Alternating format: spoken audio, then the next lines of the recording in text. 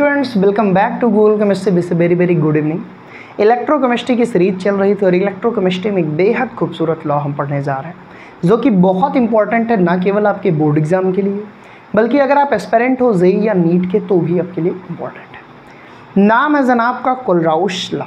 बहुत इंपॉर्टेंट है बेटा, बहुत इम्पॉर्टेंट। मतलब हम यूँ कहें तो बोर्ड एग्ज़ाम लगभग हर बार इस टॉपिक से प्रश्न बना ही देता है। ये इम्पॉर्टेंट है और इसे स्किप नहीं किया जा सकता, ठीक है। कोलराउश लॉ को पढ़ने के पहले, क्योंकि मेरी आदत है मैं बिना बेसिक्स के कुछ करता नहीं, तो दो चीज़ें आपको जानना बेहद ज़रूरी है। एक टर्म्स है मोलर कंडक्टिविटी, जो कि अभी हम पिछले टर्म्स पे हमने देखा कि भाई ये मोलर कंडक्टिविटी क्या है। एक टर्म्स आपको इसी लॉ में कुछ बुक में दिख सकता है इक्विवेलेंट कंडक्टिविटी, तो उसको भी मैंने आपको लास्ट में इंट्रोड्यूस कराया था थोड़ा सा कि ये क्या है। इन दोनों टर्म्स के साथ साथ इस लॉ में एक वर्ड बहुत बेहतरीन यूज़ हुआ है, इनफाइनाइट डाइल्यूशन। और कई बच्चे तो यही समझ नहीं पाते और ये लॉ छोड़ के भाग जाते हैं, लॉज ही छोड़ के भाग जाते हैं। और तुम आए हो गूगल केमिस्ट्री पे, तो छोड़ना तो तुमने सीखा ही नहीं भाई, ठीक है सर। चलिए, सबसे पहले इन दोनों की तो हम चर्चा कर चुके हैं और आप लगभग समझ रहे होंगे। इसको हम ऐसे दिखाते थे, इसको हम ऐसे दिखाते थे EQ से, ठीक है सर। अभी हम बात करने चल रहे हैं जनाब ये इनफाइनाइट डाइल्यूशन क्या है। अगर मैं तुमसे कहूँ कि हमारे पास एक कंटेनर है जिसमें इलेक्ट्रोलाइट रखा गया है, इसकी मोलर कंडक्टिविटी कुछ ना कुछ ज़रूर होगी, ठीक है। इलेक्ट्रोलाइट है तो इसमें आपको स्वाभाविक सी बात है कि Na+Cl- इस टाइप के आयन उपस्थित होंगे। हमने क्या किया, इसके डाइल्यूशन को बढ़ा दिया। डाइल्यूशन क्या होता है? डाइल्यूशन कहता है सॉल्वेंट का अमाउंट बढ़ा दो, खुद ब खुद सोल्यूशन डाइल्यूट हो जाएगा।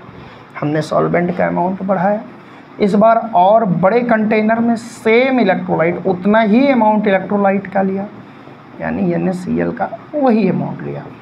हमने देखा कि जब हमने डाइल्यूशन बढ़ाई तो मोलर कंडक्टिविटी भी बढ़ गई। फिर हमने क्या किया, हमने और डाइल्यूशन बढ़ाया और बड़ा कंटेनर लिया, तो भैया सेम अमाउंट में इलेक्ट्रोलाइट लिया, तो आयन और ज़्यादा फ्री हो गए क्योंकि ये तो और सॉल्वेंट मिल गया हमको। तो यहाँ जो मोलर कंडक्टिविटी है वो और ज़्यादा बढ़ गई। यानी जैसे जैसे हम डाइल्यूशन बढ़ाते गए मोलर कंडक्टिविटी हमारी बढ़ती गई। अब मोलर कंडक्टिविटी उसमें उपस्थित केटायन और एनायन की ही होगी, सीधी सी बात है, इसमें कोई दो राय है नहीं, ठीक है। पर बेटा कब तक? अगर ऐसे ही हम डाइल्यूशन बढ़ाते गए और मोलर कंडक्टिविटी बढ़ती गई तो क्या सर किसी समुद्र में इस पार बिजली का तार साट करेगा, उस पार समुद्र के किनारे लोग मर जाएंगे बिजली से? नहीं बाबा, नहीं, ऐसा नहीं हो सकता। मतलब क्या सर नदी के इस किनारे कोई इलेक्ट्रिसिटी से करंट लगा तो उस किनारे भी असर जाएगा? नहीं। एक फिक्स डिस्टेंस के बाद ये दूर हो जाते हैं। तो डाइल्यूशन धीरे धीरे हम बढ़ाते गए तो मोलर कंडक्टिविटी बढ़ती गई, लेकिन एक टाइम के बाद मोलर कंडक्टिविटी बढ़ना बंद हो गई।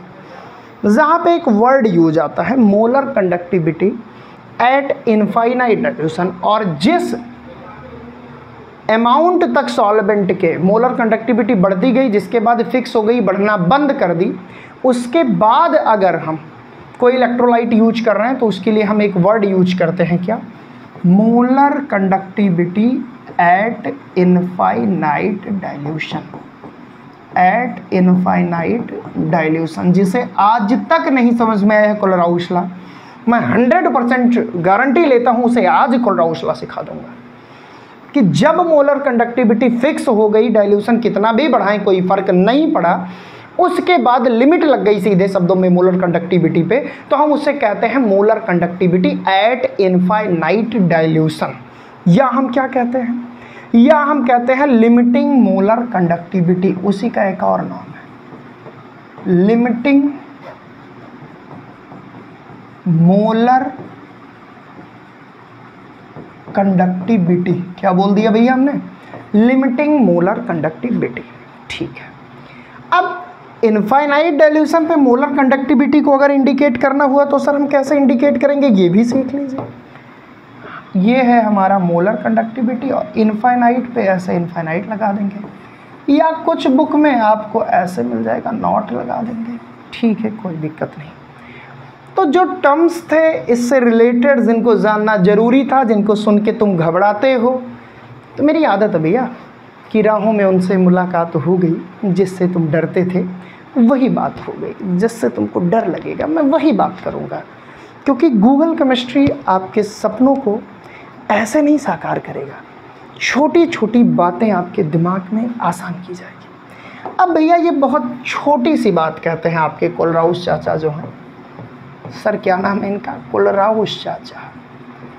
कोलराउस चाचा बहुत छोटी बात कहते हैं। ये क्या कहते हैं, ये कहते हैं किसी इलेक्ट्रोलाइट की जो मोलर कंडक्टिविटी है, मान लो कोई इलेक्ट्रोलाइट सॉल्यूशन है,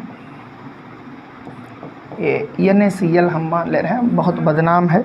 हाँ सर, जब भी इलेक्ट्रोलाइट की बात आती है तो कभी कभी मेरे मन में एक ख्याल आता है कि यार ये नमक ही है जो हर बार पूछा जाता है। तो भैया NaCl है, इसमें हमारा Na+ है, Cl- है, ठीक है। यानी सीधे शब्दों में हम कहें तो इसमें हमारे पास क्या है, कैटायन है, एनायन है, ये क्या है, ये इलेक्ट्रोलाइट है। रुको रुको रुको रुको सर, साफ लिखा करिए, आपकी राइटिंग नहीं बैठती। ये है इलेक्ट्रोलाइट, या इसी को हम इलेक्ट्रोलाइटिक सॉल्यूशन कह सकते हैं, ठीक है भाई। अब ये जनाब कहते हैं कि इस इलेक्ट्रोलाइट की मोलर कंडक्टिविटी इनफाइनाइट डाइल्यूशन पर इस इलेक्ट्रोलाइट में उपस्थित कैटायन और एनायन के मोलर कंडक्टिविटी के सम के इक्वल होगी। कौन सा रॉकेट साइंस दे दिए भाई कोलराउस चाचा, बहुत सिंपल सी बात कह रहे हैं। सर मैथमेटिकली लिखिए, ज़्यादा मजा आएगा। अरे लो पागल लो, इनफाइनाइट डाइल्यूशन पे मोलर कंडक्टिविटी हम ऐसे दिखा दिए, ठीक है, या चलो इनफाइनाइट ही दिखा दिए। ये कह रहे हैं कि ये इक्वल होगा कैटायन की मोलर कंडक्टिविटी और एनायन की मोलर कंडक्टिविटी, और याद रखना ये सब किस पे हो, इनफाइनाइट डाइल्यूशन पे हो। भैया यही कोलराउस चाचा कहते थे, इतना आसान। कोलराउस चाचा ने बहुत सिंपल सी बात कही, क्या कही, at infinite dilution molar conductivity of an electrolyte is the equal to sum of molar conductivity at infinite dilution of cation and anion. किसी इलेक्ट्रोलाइट के कैटायन और एनायन की जो मोलर कंडक्टिविटी है, किस कंडीशन में, एट इनफाइनाइट डाइल्यूशन, उसका जो सम है वही उस इलेक्ट्रोलाइट की मोलर कंडक्टिविटी होगी। इसमें कौन सा रॉकेट साइंस है?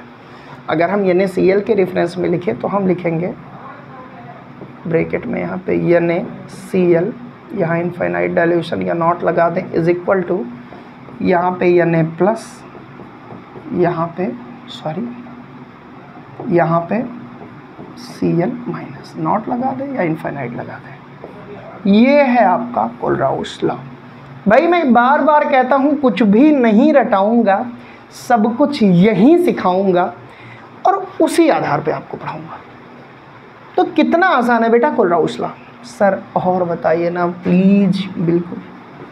मान लो हमसे कोई कहा भैया MgCl2 पे कोलराउस लॉ, इनफाइनाइट डाइल्यूशन के लिए हमने नॉट लगा दिया, आप वो भी लिख सकते हो, लिमिटिंग के लिए हमने नॉट लगा दिया, लिमिट दिखानी है तो नॉट दिखा दिए, इनफाइनाइट दिखा दो, इनफाइनाइट डाइल्यूशन के लिए कोई इशू नहीं है भाई। ये इक्वल होगा किसके, Mg2+ के मोलर कंडक्टिविटी के प्लस Cl, कितने हैं, 2, तो यहाँ 2 लिख दो, आयन के मोलर कंडक्टिविटी। भैया ये है कोलराउस लॉ। सर एक बार प्लीज़ स्टेटमेंट बताइए। बिल्कुल बताऊंगा भाई, बिल्कुल, क्यों नहीं बताऊंगा। किसी इलेक्ट्रोलाइट की इनफाइनाइट डाइल्यूशन पे जो मोलर कंडक्टिविटी होती है वो उस इलेक्ट्रोलाइट के जो आयन है, कैटायन और एनायन, उसकी मोलर कंडक्टिविटी के सम के बराबर होती है। At infinite dilution, molar conductivity of an electrolyte is equal to molar conductivity of cation and anion which are present in infinite dilution. Infinite dilution ये keyword है, ये कैटायन के लिए भी यूज़ होगा, एनायन के लिए भी यूज़ होगा, इलेक्ट्रोलाइट के लिए भी यूज़ होगा। भैया ये कह रहे हैं मोलर कंडक्टिविटी किसी इलेक्ट्रोलाइट की उसके कैटायन और एनायन के मोलर कंडक्टिविटी के सम के इक्वल होगा। अरे यार कैसे समझाऊँ, कह रहे हैं एक बिस्किट ले लो, तोड़ दो भाई 2 टुकड़े। मैंने कहा बिस्कुट कितना है, तुमने कहा दोनों टुकड़ों को जोड़ दो, बिस्कुट का अमाउंट निकल गया। भाई इसमें कौन सी रॉकेट साइंस है? सर कोई नहीं है। फिर क्या? इनफाइनाइट डाइल्यूशन पे किसी इलेक्ट्रोलाइट की जो मोलर कंडक्टिविटी होती है बेटा, वो उसी इलेक्ट्रोलाइट के कैटायन और एनायन के मोलर कंडक्टिविटी के सम के इक्वल होती है। भाई यही था कोलराउस लॉ। सर और लिखना सिखा दीजिए। बिल्कुल। AlCl3 के लिए अगर आ जाए तो हम यहाँ लिखेंगे AlCl3, यहाँ nought is equal to Al3 plus ये कैटायन है प्लस 3Cl माइनस ये एनायन है। अब तुमको कैसे बताऊं भाई ये कितना आसान है? सर मैं समझ गया, मत समझाइए अब। अच्छा सर CH3COOH के लिए लिखिए। यार तुम कुछ भी ला के रख दो, मैं तो लिख दूंगा। ये देखो। हाँ सर ये तो बड़ा आसान है। आसान है कि नहीं? बस तुम इतना बताओ, इतना बताओ। कोलराउस चाचा इतने आसान समझा दिए लोगों। सर ये सारी बातें अपनी जगह हैं। सर एक बार मेन इक्वेशन बता दीजिए कोलराउस लॉ का। मेन यही है, यहाँ मोलर कंडक्टिविटी, यहाँ लिख देना कैटायन, यहाँ लिख देना एनायन। सर अगर इक्विवेलेंट कंडक्टिविटी आ जाए तो? अरे भाई तो क्या दिक्कत है, मोलर की जगह इक्विवेलेंट कर देना। क्या बोल देना? At infinite dilution equivalent conductivity of an electrolyte is the equal to equivalent conductivity of cation and anion. यानी किसी इनफाइनाइट डाइल्यूशन पे इलेक्ट्रोलाइट की इक्विवेलेंट कंडक्टिविटी उसके कैटायन के इक्विवेलेंट कंडक्टिविटी और एनायन के इक्विवेलेंट कंडक्टिविटी के सम के इक्वल होते हैं। यही बताया कोलराउस चाचा ने। समझ तो गए ही होंगे। सर एक बार लिख दीजिए स्टेटमेंट। बिल्कुल लिखूँगा, मेरी आदत है, मैं रटाऊँगा नहीं। किसी भी बच्चे को एक भी चीज़ केमिस्ट्री में मैं रटाऊँगा नहीं। मैं अपोज करता हूँ भाई रटंत विद्या का। तो क्या लिखेंगे? Eight infinite dilution, eight infinite dilution molar conductivity of an electrolyte, molar conductivity of an electrolyte is equal to sum of molar conductivity of cation and anion at infinite dilution. बहुत simple है भाई, बहुत simple है। ये कह रहा है infinite dilution पे मोलर कंडक्टिविटी किसी इलेक्ट्रोलाइट की इक्वल होगी sum of molar conductivity of cation and anion. ये था इनका स्टेटमेंट बेटा। अगर यही चीज़ हम इक्विवेलेंट कंडक्टिविटी के टर्म्स में लिखना चाहें तो हम उसके लिए भी लिख दे रहे हैं in terms of equivalent conductivity। Equivalent conductivity को हम ऐसे दिखाएंगे, यहाँ पे हम C plus cation equivalent conductivity plus anion equivalent conductivity. ये है कोलराउस लॉ। किसके टर्म्स में? इक्विवेलेंट कंडक्टिविटी के टर्म्स में। मोलर कंडक्टिविटी के टर्म्स में हमने देख ही लिया। अब हम बात करते हैं भाई ये कोलराउस लॉ का एप्लीकेशन क्या है। चाचा ने जो लॉ दिया इसका क्या यूज़ है, तो चलिए हेडिंग लगाइए एप्लीकेशन। सबसे पहले एप्लीकेशन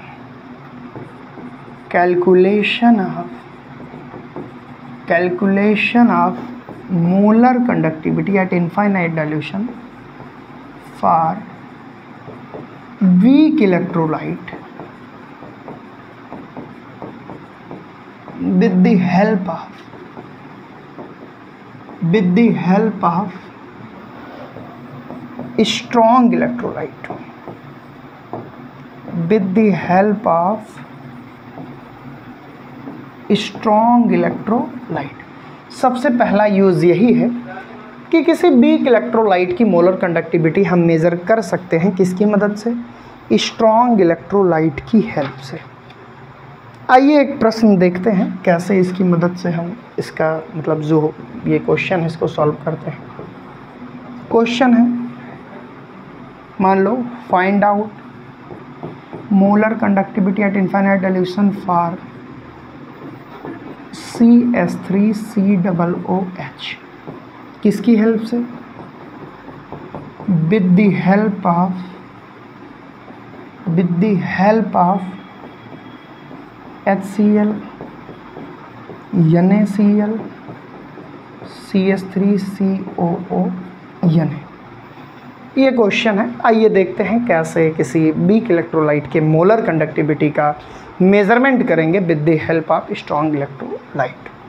सबसे पहले तो वीक इलेक्ट्रोलाइट की मोलर कंडक्टिविटी जिसकी निकालनी है वो क्या है, CH3COOH। जब इसको तोड़ोगे इनके आयनों में तो ये क्या आएगा, CH3COO minus plus H plus. प्यारे बच्चों किसकी हेल्प से निकालना है, सबसे पहले दिया है हमारे पास NaCl, तो सबसे पहले हम NaCl लिखेंगे। फिर क्या दिया है, फिर दिया है बेटा HCl, फिर दिया है CH3COO Na। ठीक है, तीनों को हम ओपन करते हैं।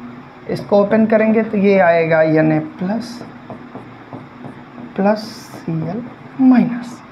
इसको ओपन करेंगे तो ये आएगा H प्लस Cl माइनस। इसको ओपन करेंगे तो ये आएगा CH3COO माइनस प्लस यहाँ पे Na प्लस। ये आया। अब हमको जो चाहिए थोड़ा उसको घेर लो, किन किन चीज़ों को चाहिए भैया, हमारा मेन यही है। तो ये मिल गया यहाँ, ये देखो, और ये मिल गया यहाँ। यानी अगर हम इनको इक्वेशन कहें कि ये फर्स्ट है और ये सेकंड है और ये थर्ड है, तो हम कह सकते हैं कि इक्वेशन सेकंड और थर्ड को जोड़ने पर, on adding equation second and third, तो जब इनको जोड़ेंगे तो और भी कुछ चीज़ें मिलेंगी। क्या मिलेंगी आइए देखते हैं, आइए जोड़ते हैं। यहाँ लिखेंगे H प्लस, इनके साथ साथ Cl माइनस भी है, ठीक है भाई। फिर प्लस क्योंकि जोड़ना है, CH3COO minus plus Na plus. जब 2 और 3 को ऐड किया तो ये आया।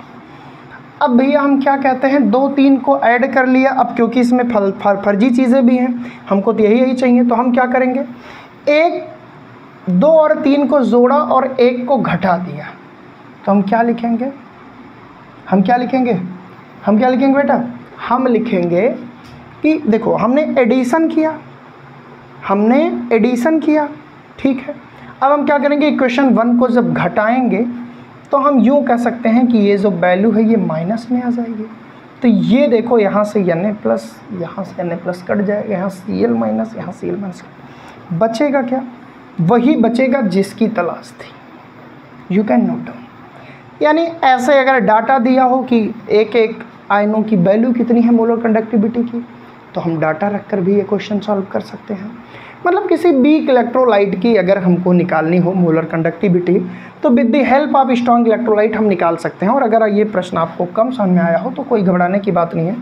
बोर्ड एग्जाम में जो क्वेश्चन आता है वो यही आता है कि what is the Kohlrausch law and what is the application of Kohlrausch law. तो कोलराउस लॉ क्या है ये तो आप बखूबी समझा सकते हो, एक नहीं 5-7 एग्जाम्पल लेकर। और उसका एप्लीकेशन पहला हमने बताया कि for the calculation of molar conductivity of weak electrolyte with the help of strong electrolyte. आप ये भी लिख सकते हो, जरूरी नहीं कि आप डिटेल में जाओ। चलिए भैया बात करते हैं हम दूसरे एप्लीकेशन की। ये तो पहला एप्लीकेशन हुआ। जब हम बात करते हैं दूसरे एप्लीकेशन की, तो चलिए इसमें भी ऊपर ही पढ़ना है, डिटेल में नहीं पढ़ना है बोर्ड के लिए। तो ये कहते हैं calculation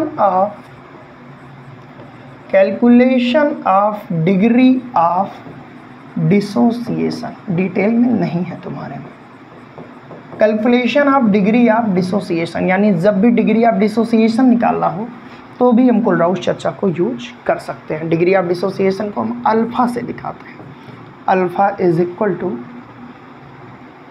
molar conductivity upon equivalent conductivity. I think यही होगा, मैं एक बार चेक कर ले रहा हूँ। अच्छा sorry, molar conductivity eight given concentration, मैंने कहा ना कुछ मिस्टेक हो सकती है। Molar conductivity eight given concentration, molar conductivity at infinite concentration, infinite dilution. बेटा ये है तुम्हारा calculation of degree of dissociation का फार्मूला। हालांकि इसका कोई ज़्यादा यूज़ नहीं है, बोर्ड लेवल पे आपसे बस एप्लीकेशन पूछता है, आप एक एप्लीकेशन ये भी लिख देना। बात करें अगर हम इसके तीसरे एप्लीकेशन की, तो तीसरा एप्लीकेशन कहता है कि ये डिसोसिएशन कांस्टेंट निकालने में भी हमारी हेल्प करता है। डिसोसिएशन कांस्टेंट जिसको हम k से दिखा सकते हैं, और अगर हम k बराबर निकालना चाहें तो alpha minus x 1 minus alpha, ये हमारा है। इसको साफ साफ लिख दो 1 माइनस अल्फ़ा।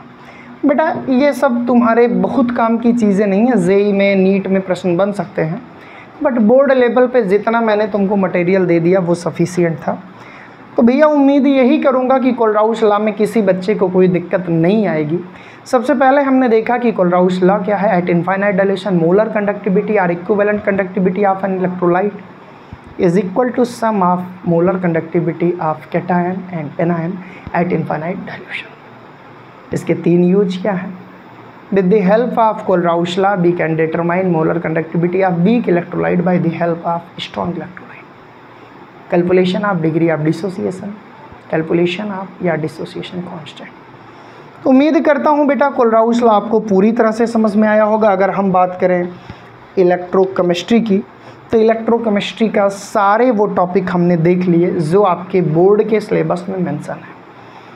अब बचता क्या है ये भी हम बता दें, जिसको आप थोड़ा थोड़ा पढ़ते रहिएगा। बहुत जल्द हम सेशन लाएंगे। टॉपिक क्या है, बैटरी से रिलेटेड चीज़ें अब हमको और पढ़नी है, जिसमें हमारा आता है सेल, यानी अब हमको फ्यूल सेल, ड्राई सेल, ऐसे टाइप के सेल्स पढ़ने हैं। 1-2 सेशन और लगेगा, ये चैप्टर पूरी तरह से ख़त्म हो जाएगा। जो कंसेप्ट थे वो सारी बातें हमने पढ़ ली। अगर मैं आपसे कहूँ इलेक्ट्रोकेमिस्ट्री के इम्पॉर्टेंट चीज़ों की, कि सर आपकी प्रियॉरिटी ग्रुप में, क्योंकि हो सकता है इस सेशन के बाद मैं काइनेटिक्स शुरू कर दूं, क्योंकि अभी सेशन में इस चैप्टर में जो बचा है वो थ्योरेटिकल चीज़ें बची हैं, तो उसको बीच में एक शॉट लेकर 2 घंटे में ख़त्म कर दिया जाएगा। इंटरेस्टिंग चीज़ें नहीं हैं बहुत ज़्यादा। इलेक्ट्रोकेमिस्ट्री को अगर मैं रिकैप करूं तो मेरे अकॉर्डिंग सबसे इम्पॉर्टेंट जो टॉपिक है जहाँ से क्वेश्चन बनने ही बनने हैं बेटा, तो वो है इलेक्ट्रोकेमिकल सीरीज। इलेक्ट्रोकेमिकल सीरीज से हर बार क्वेश्चन बनते हैं। इसके अलावा मैं अगर प्रायोरिटी देना चाहूँ कि सबसे इम्पॉर्टेंट ये है, इसके बाद प्यारे बच्चों जो इम्पोर्टेंट है वो है नेक्स्ट इक्वेशन। और नेक्स्ट इक्वेशन का रिलेशन खूब पूछता है, कभी कभी न्यूमेरिकल भी उस पे आते हैं, वो भी देख लेना। इसके बाद ईएमएफ पे जो न्यूमेरिकल है भैया वो भी हर साल लगभग आ ही जाते हैं, इस पे भी पकड़ आपकी होनी चाहिए। और जैसे ही हम आते हैं इम्पोर्टेंट टॉपिक नंबर 4 पे, तो अभी अभी जो तुमको मैंने पढ़ाया बहुत इम्पोर्टेंट है। और उसके बाद हमारा जो टॉपिक है इलेक्ट्रोड पोटेंशियल, डिफिनीशन खूब पूछता है। इलेक्ट्रोड पोटेंशियल और स्टैंडर्ड इलेक्ट्रोड पोटेंशियल। और उसके बाद एक टॉपिक खूब पूछता है SHE का कंस्ट्रक्शन।